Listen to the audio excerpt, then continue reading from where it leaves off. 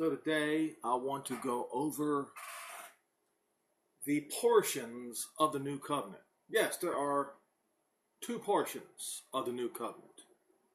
The one portion is for Israel exclusively. Exclusively? Yes, exclusively. I'll explain. The other portion is for the Gentiles. There are two portions to the new covenant. I will first begin in Jeremiah 31. We'll recap the new covenant, what it is.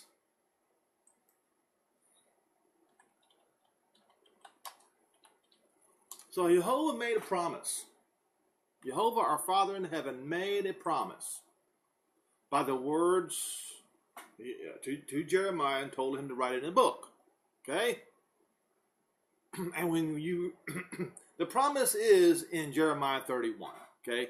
In Jeremiah 31, the new covenant is to bring back all Israel into their own land to serve Jehovah, their Father, once again.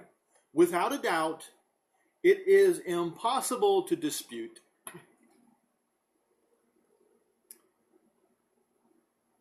You can start in verse 8. It says, "Behold, I will bring them from the north country and gather them from the coastlands of the earth. And with them the blind and the lame and the woman with child and her that trails with child together. They will come with weeping and supplications, and I will lead them, and I will cause them to walk by the rivers of water in the straight way, wherein they shall not stumble. For I am a father to Israel, and Ephraim is my firstborn. Hear the word of Jehovah, O you Goyim, you Gentiles, and declare it.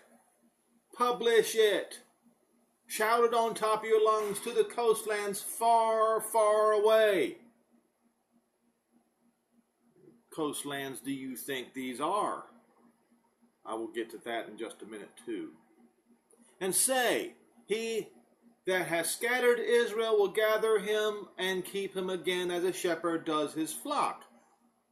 Okay, there is no dispute. Go to verse 31 then, and you see, "Behold, in those days," in what days? In the days that he gathers Israel back again.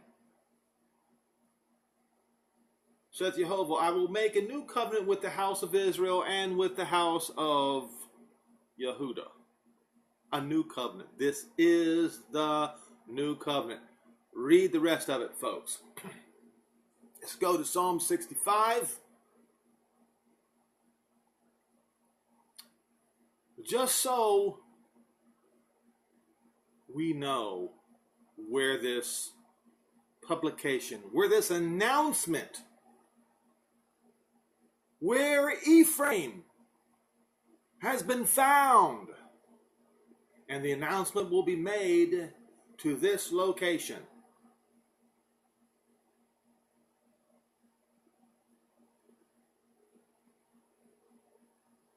Psalm 65.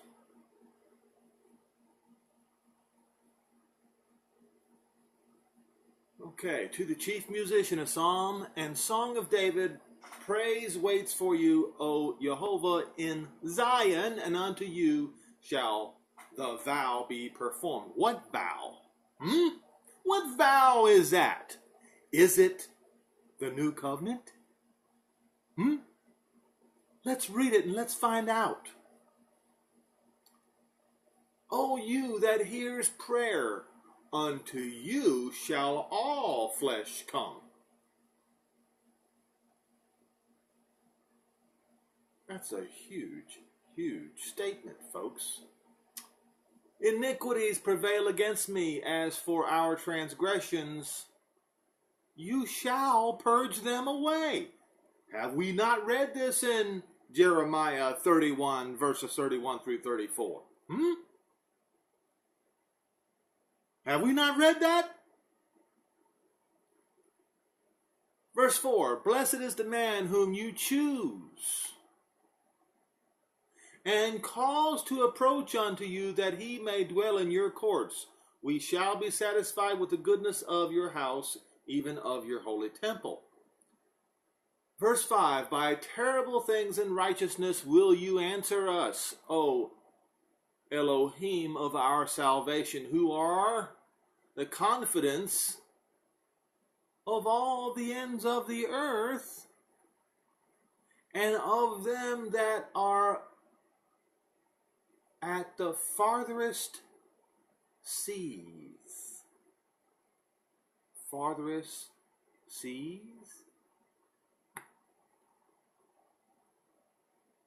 Farthest seas. What, pray tell, might that be? Well, we just read in Jeremiah 31 that part of the old covenant is bringing the lost sheep of the house of Israel back. You know, Ephraim. And so if you read Hosea 11 and go down into some of the later verses, you will see Ephraim will be coming home from the west. So the farthest seas from the west is the Atlantic Ocean. You see, when Israel, the lost sheep of Israel,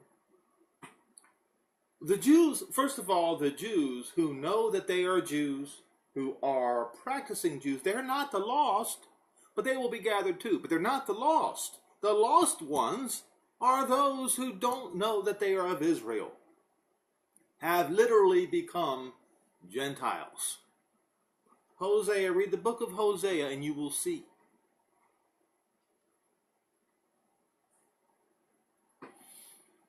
And so, all of these people must be gathered, every one of them. This is the unfinished business of Yeshua Messiah. Gather him from where? From the farthest sea. Now,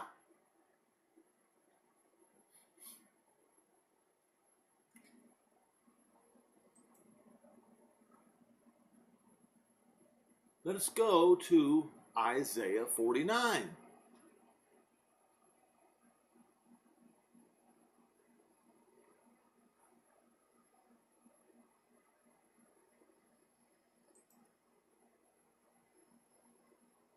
So when you read in Isaiah 49 and you in verse 1 it says, "Listen, O coastlands, unto me."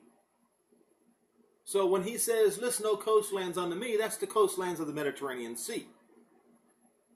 And then when he says, "And hearken, you people from afar," well, David, make sure you understand that particular statement is the farthest sea. What sea would that be? The Atlantic Ocean. The farthest west that you can go. Well, people will say the Pacific Ocean. I'm talking about, you know exactly what I'm talking about, the farthest sea. All right, he says, "Jehovah has called me from the womb, from the bowels of my mother, has he made mention of my name." When was his name first mentioned?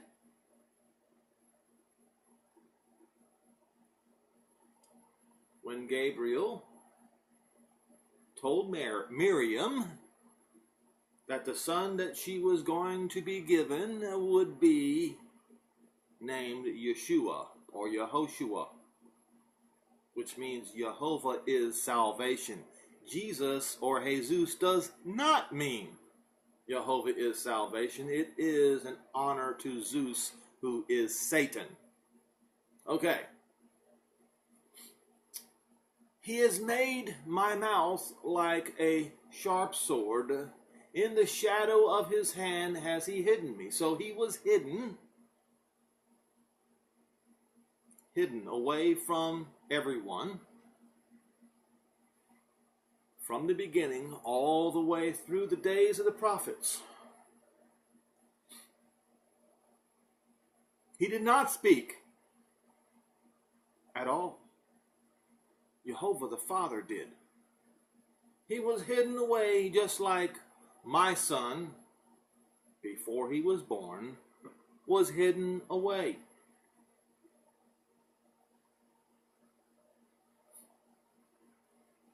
Verse 3, and he said unto me, you are my servant,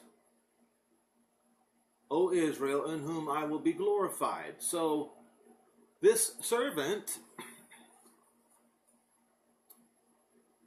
in a sense, in a way, shall be Israel, and Israel shall be, in other words, the Messiah and Israel will come together, and they shall be one. And when this happens, Israel will be righteous and without sin. Then I said, I have labored in vain. I have spent my strength for nothing and in vain, yet surely my judgment is with Jehovah, and my work is with my Elohim. And now saith Jehovah, that formed me from the womb to be his servant, to bring Jacob again to him. So what was the reason? What was the reason for this Messiah? Hello? Gentiles? Is there anybody home?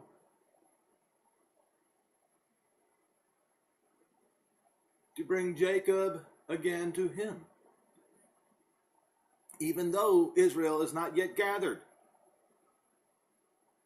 during the time when he is glorious in the eyes of Jehovah. Israel was not yet gathered back then, when Jehovah said, this is my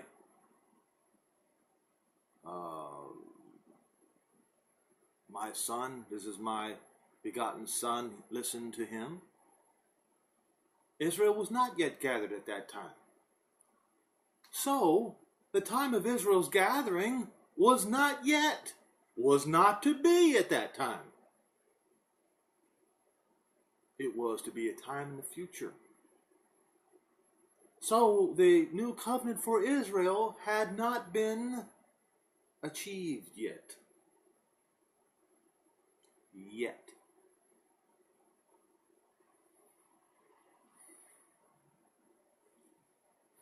And then he says, and my Elohim shall be my strength.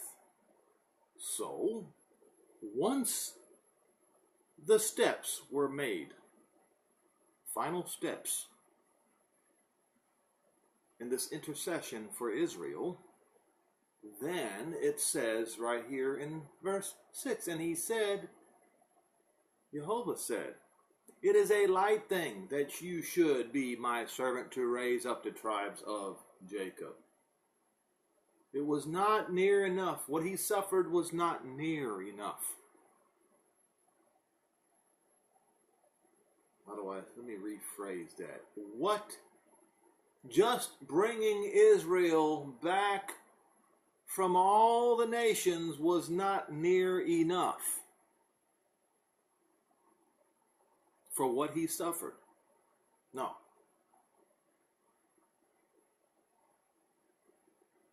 Now listen very carefully, folks. You're going to hear the twofold part of the new covenant. One, not the first, but this portion is not the first, it's the last, even though you're reading it as the first. But it is the last part. It says, it is a light thing that you should be my servant to raise up the tribes of Jacob and to restore or to return the preserved of Israel. That's still coming. You see, what I'm trying to get at here is just bringing in the Jews who know that they are Jews to Israel. That's not the finish of that portion of the new covenant. That's only scratching the surface, okay? because all Israel has to be brought in, all the tribes of Israel. This is just great. Why is this? Why only Judah and Jerusalem right now? The Jews of Jerusalem. Why? Because they have to be restored first, but also to bring judgment to the Gentiles, their enemies. Okay. Even though at the time of the, how do I put this? The bringing of the Messiah to man the first time, Israel is not restored.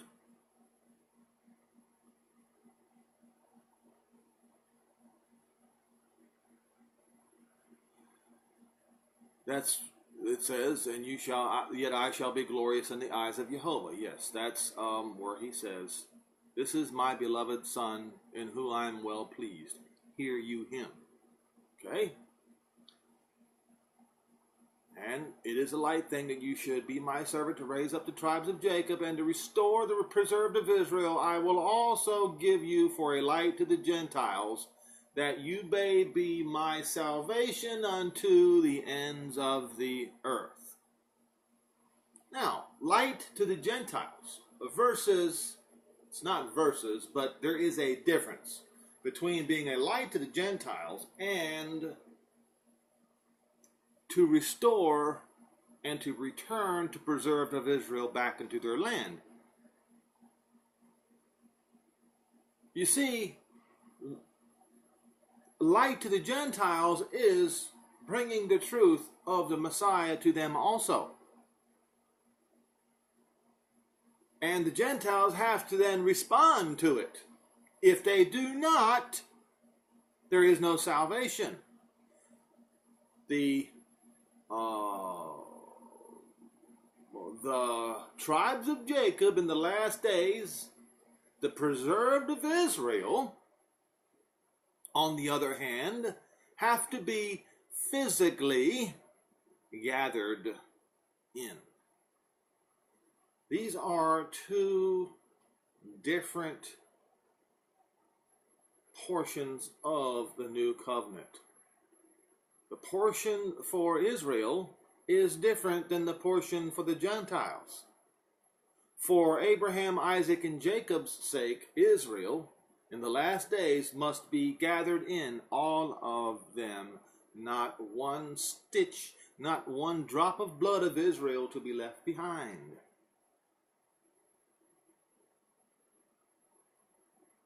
But the Gentiles, that's not the way it is. The Gentiles, to the Gentiles, the Messiah is to be a light. And if the Gentiles reject the name of the Messiah and instead go back to their original false gods, they have turned from the light to darkness, and there is no salvation in that darkness being Jesus, son of Zeus.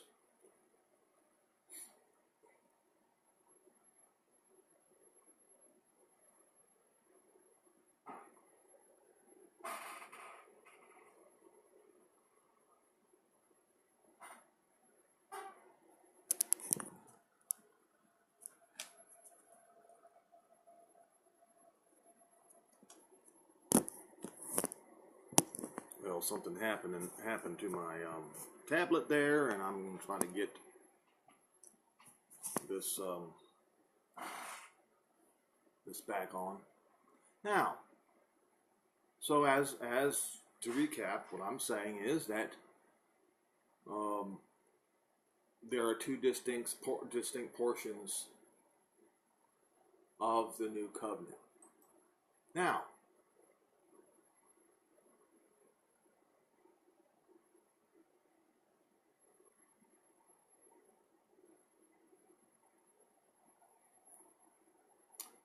so in Acts 13,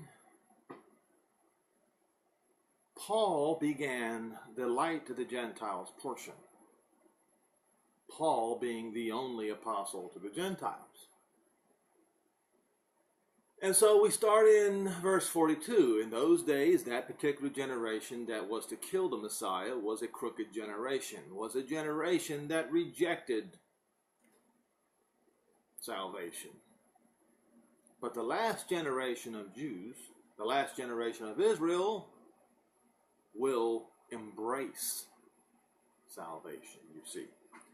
So, verse 42, and when the Jews were gone out of the synagogue, the Gentiles besought that these words might be preached to them the next Sabbath. Not Sunday, but Sabbath.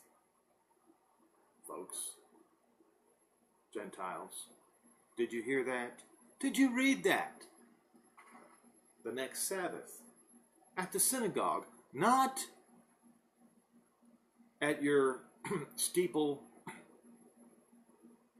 house of worship where you have the graven image of Zeus, Satan, where you worship. No, it was at a Jewish synagogue.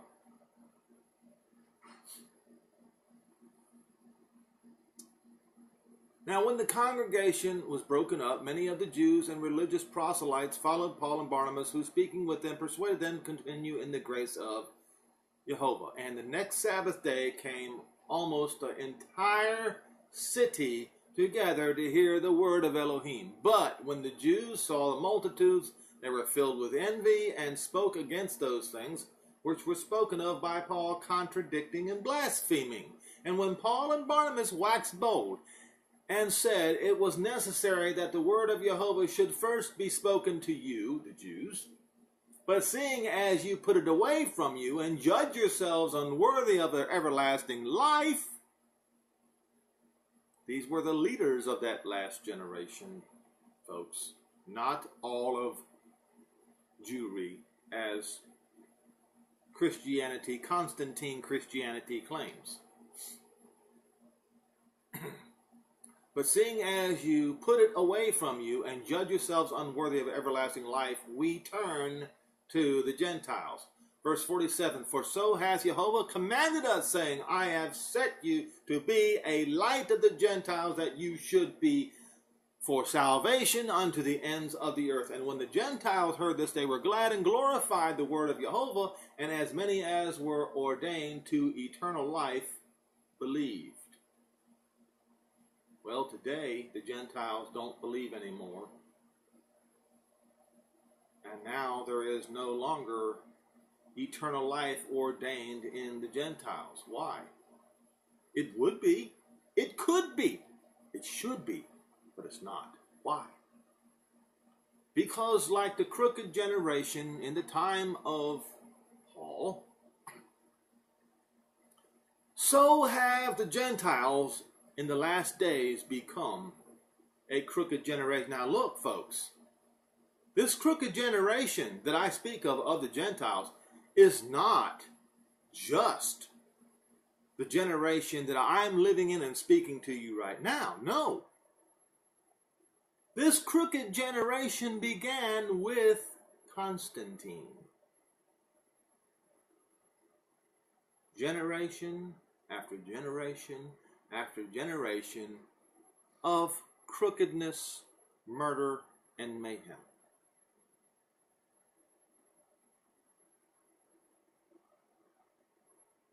And so,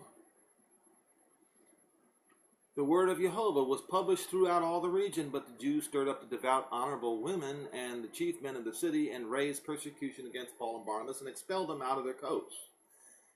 So shall you Gentiles do to the two witnesses when they shall again testify the salvation of all Israel, the gathering in of them together, away from you, the Gentile.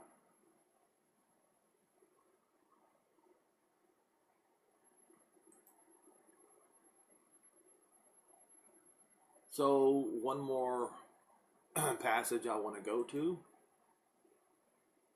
Yes, the parable of the lost son. And he said, a certain man had, Luke 15, verse 11, and he said, a certain man had two sons, and the younger of them said to his father, Father, give me the portion of goods that falleth to me. And he divided unto him his living. And not many days after, the younger son gathered all together, and took his journey to a far country, coastlands far off, ends of the earth, the farthest seas, yes. And there wasted his substance with riotous living. Riotous living?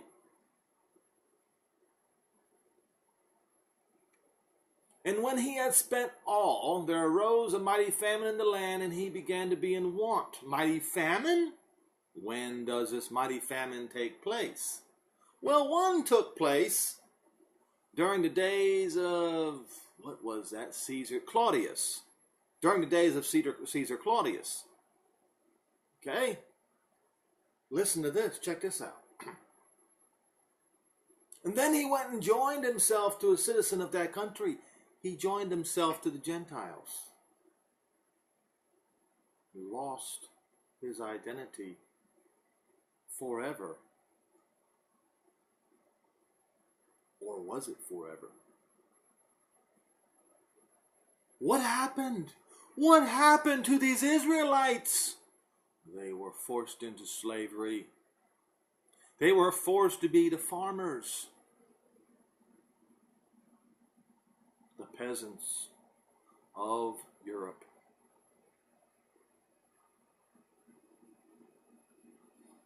And was sent him into his fields to feed the swine. And he would have filled his belly with the husk of the swine he was dreaming about in the night, filling his belly with the nasty, filthy food that was sent to the swine, but no man gave it to him.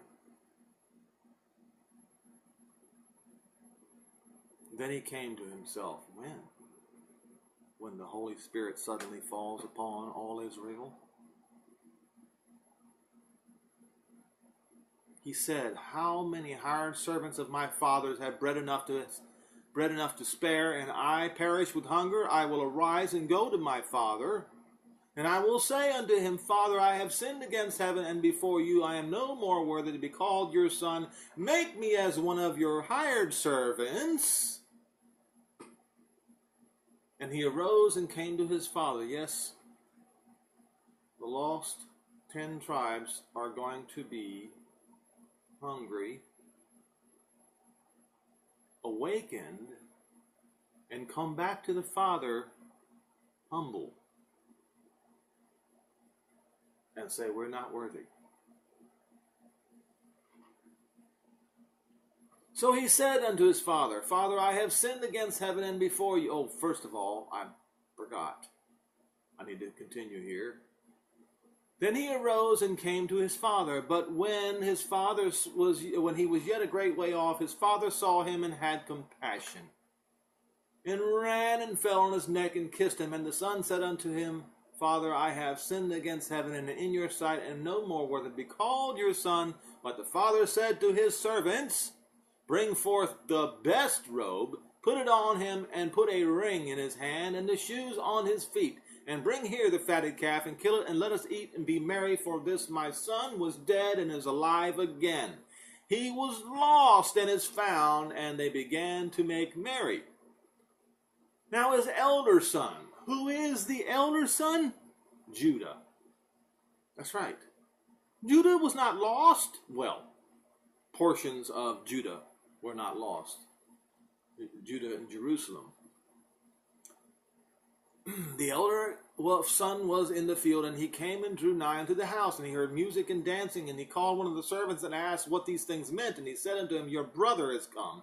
Your father has killed the fatted calf, because he has received him safe and sound. And he was angry and would not go in. Therefore came his father out and entreated him. And he answered and said to his father, Lo, these many years did I serve you, neither transgressed did I at your commandment, and yet you have never given me so much as a kid that I might make merry with my friends. But as soon as this your son was come, which has devoured your living with harlots, and you have killed for him the fatted calf, and he shall say to him, he said unto him, Son, you are always with me. Right? Judah is always with Jehovah. And everything that I have is yours. In other words, Jerusalem belongs to Judah. And by the way, folks, Jerusalem is going to be approximately 1,500 square miles. Get your protractors out and measure it and realize that a whole bunch of nations are going to have to back away from their borders.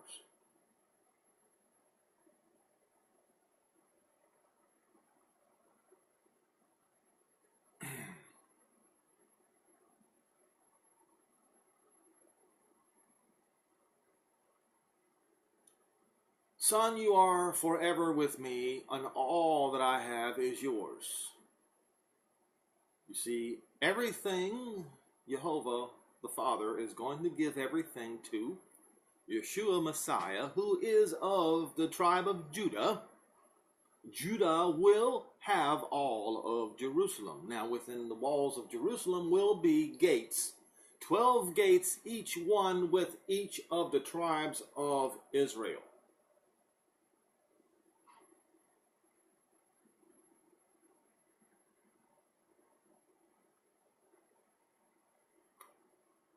Verse 32, it was suitable that we should make merry and be glad, for this your brother was dead and is alive, and was lost and is found. So that time is coming. At the very last. And any Gentile who has embraced the new covenant, the entirety of the new covenant, shall receive salvation.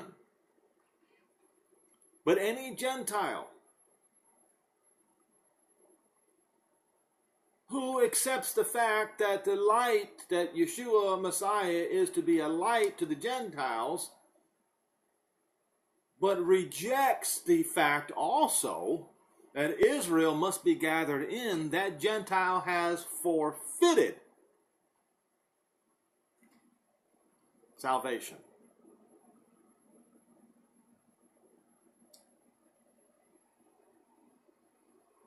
Unfortunately, the cancer, the infection of anti-Israel, the rejection of the gathering back of Israel goes to the very top echelons of every government in the world, including the United States. Something happened, as I reported a couple of days ago.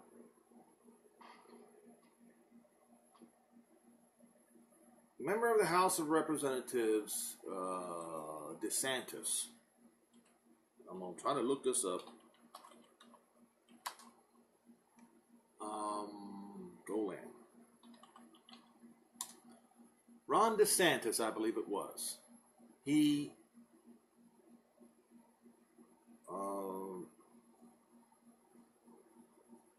proposed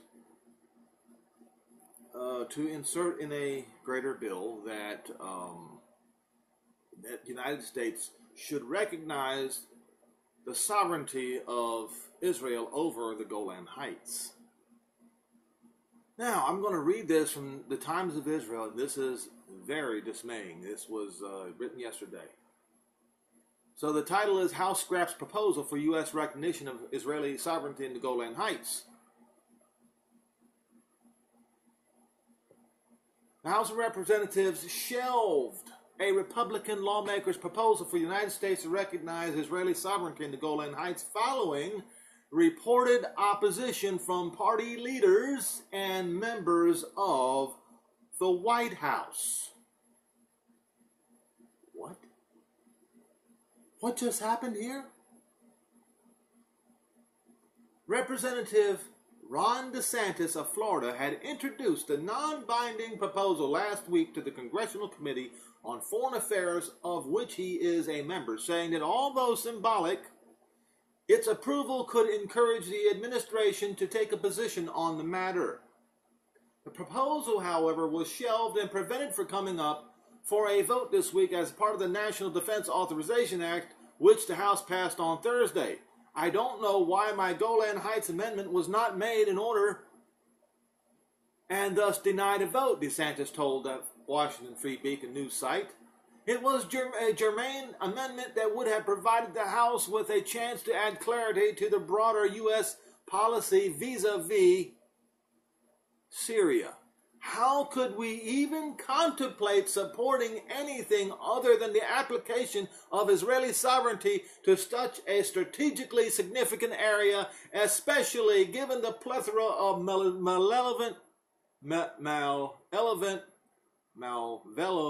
I can't pronounce the word, I'm sorry, forces that undermine security in the region, DeSantis asked. The news site quoted unnamed U.S. officials as saying Republican leaders in the House prevented a vote on the proposal, with members of the Trump administration allegedly pressuring House Speaker Paul Ryan. White House officials denied involvement.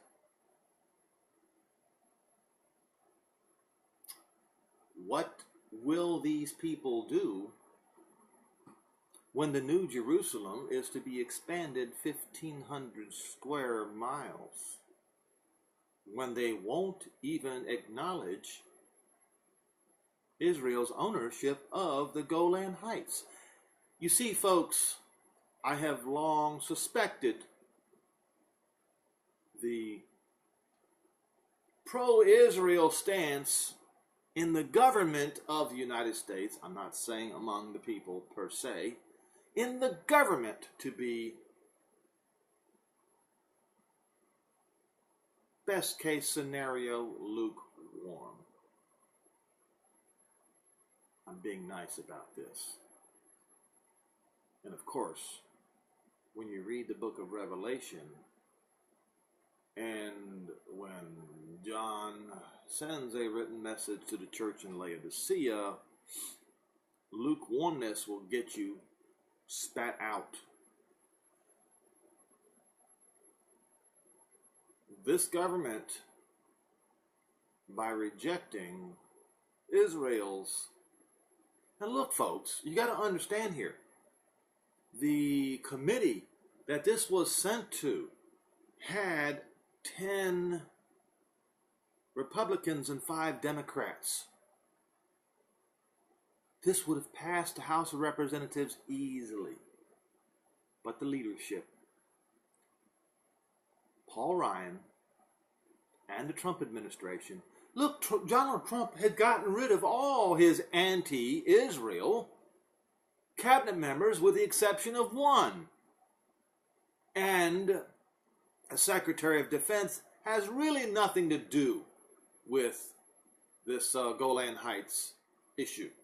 It's the State Department. It's the Department of National Security. Those people.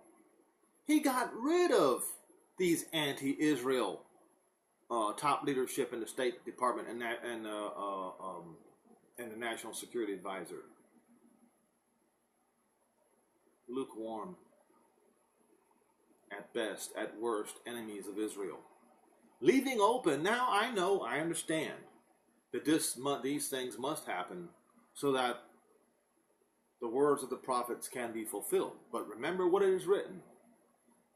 Offenses shall come, but woe unto those from who those offenses come.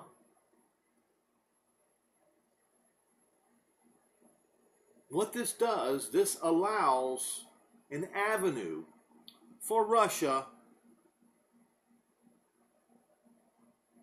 to take the Golan Heights back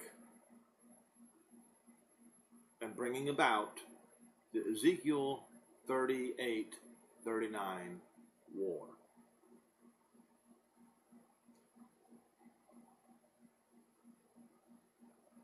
If you want me to be honest,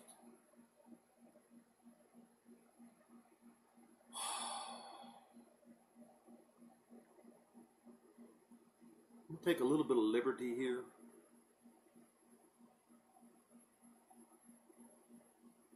I fear that among the Gentiles,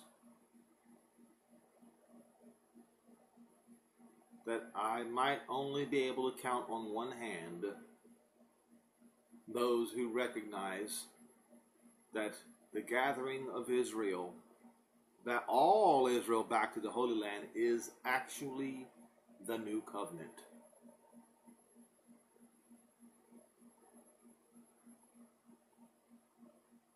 I hope I'm wrong, but I fear that that's the case.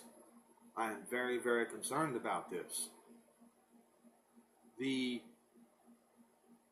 false prophets of the Gentiles have successfully brainwashed the masses into either overt hatred of Israel, as what you see in Europe and among the Muslim countries, but also covert hatred of Israel. Outwardly they bless Israel, but inwardly they curse. This Times of Israel report is a classic example of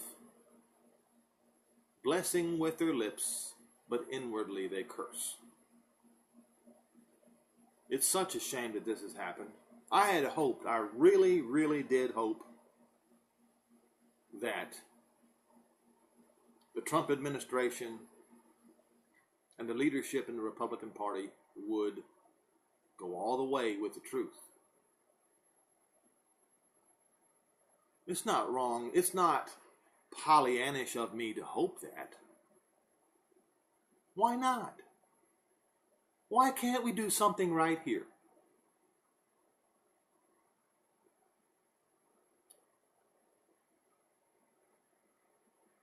Why so many people? Why rejecting the new covenant? Why?